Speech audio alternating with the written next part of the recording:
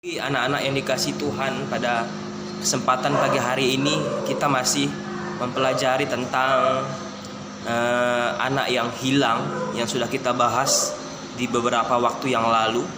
Kita melihat bahwa anak tersebut sudah menyesali segala dosanya, menyesali perbuatannya kepada orang tuanya. Ketika dia kembali pulang, kita melihat orang tuanya menerima anak itu apa adanya, karena orang tua mengasihi anak tersebut. Nah, kita melihat di sini di bagian D di halaman 14, kalian melihat di buku kalian mengapa perlu bertobat. Bertobat artinya meninggalkan segala sesuatu yang jahat dan kembali ke kehidupan yang baru atau kehidupan yang baik. Artinya meninggalkan semua kejahatan di masa lalu dan berbalik hidup yang baik. Ini yang bertobat.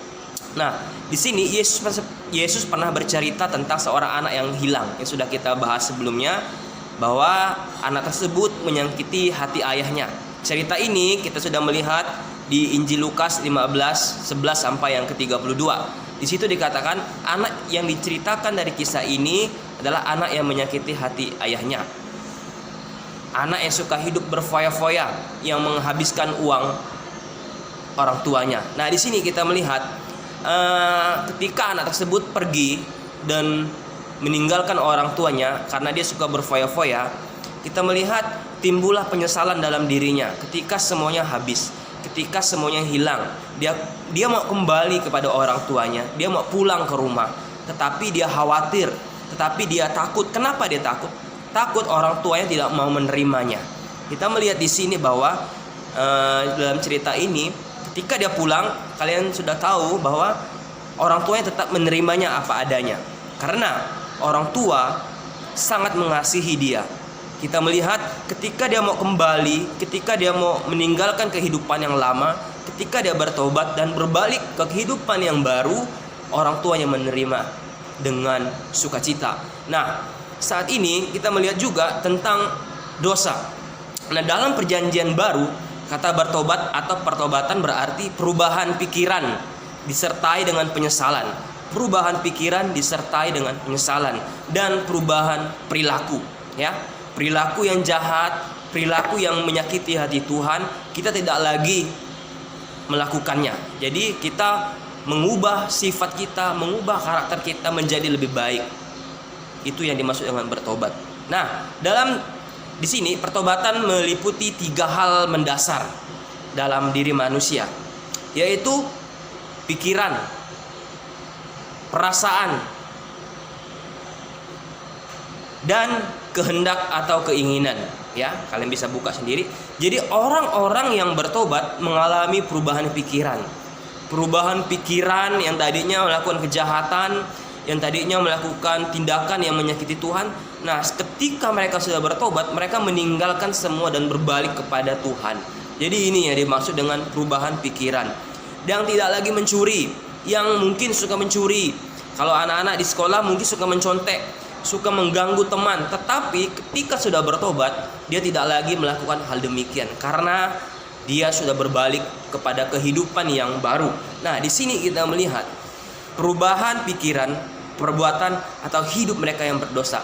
Menurut Kisah Rasul 26 ayat 20, pertobatan adalah sikap dan perbuatan yang berbalik dari dosa dan meninggalkan dosa. Nah, datang kepada Tuhan, kembali kepada Tuhan. Artinya kita udah meninggalkan segala sesuatu yang jahat, kita kembali kepada Tuhan. Jadi di sini mengapa manusia perlu bertobat? Karena setiap manusia adalah berdosa sejak lahir. Kita udah berdosa, kita udah hina sejak lahir. Tetapi ketika kita mau hidup bersama Tuhan, ketika kita mau meninggalkan dosa kita berbalik kepada Tuhan, kita bisa menjadi orang yang lahir baru. Apa lahir baru? Lahir baru adalah meninggalkan kejahatan yang sebelumnya, dosa-dosa yang kita lakukan.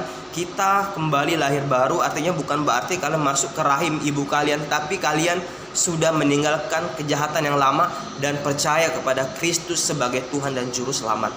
Tentu di sini siapa yang bisa menyelamatkan manusia dari dosa? Siapa yang bisa menyelamatkan manusia dari lumpur dosa, dari sisaan api neraka? Hanya satu jalan, yaitu Kristus, Yesus Kristus. Hanya kepada Yesus Kristus kita bisa memperoleh hidup yang kekal. Hanya di dalam nama Yesus Kristus kita bisa masuk ke dalam kerajaan surga. Oleh sebab itu, mengapa manusia perlu bertobat? Ketika kalian melihat cerita si anak bungsu tadi, ketika dia berbalik dari kehidupan yang lama kepada kehidupan yang baru, orang tuanya menerima dengan sukacita. Begitu juga kita. Ketika kita meninggalkan dosa kita, ketika kita jauhi dosa-dosa kita, ketika kita tidak lagi hidup dalam kegelapan, kita kembali kepada Tuhan, kita percaya kepada Kristus sebagai Tuhan dan Juru Selamat, Tuhan tidak lagi mengingat dosa-dosamu. Tuhan tidak lagi melihat kegelapanmu yang dahulu, karena engkau sudah di dalam Yesus. Oleh sebab itu, kita manusia perlu bertobat. Kita manusia perlu Juru Selamat. Siapa Juru Selamat? Yesus. Makanya dari cerita ini, perumpamaan ini, Yesus menggunakan si anak bungsu tadi.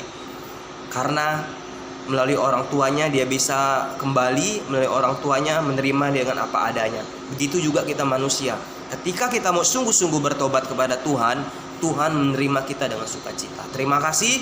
Kiranya kalian mendengar video ini dengan baik, supaya kalian bisa mengikuti UTS dengan baik di beberapa minggu ke depan. Terima kasih, Tuhan berkati.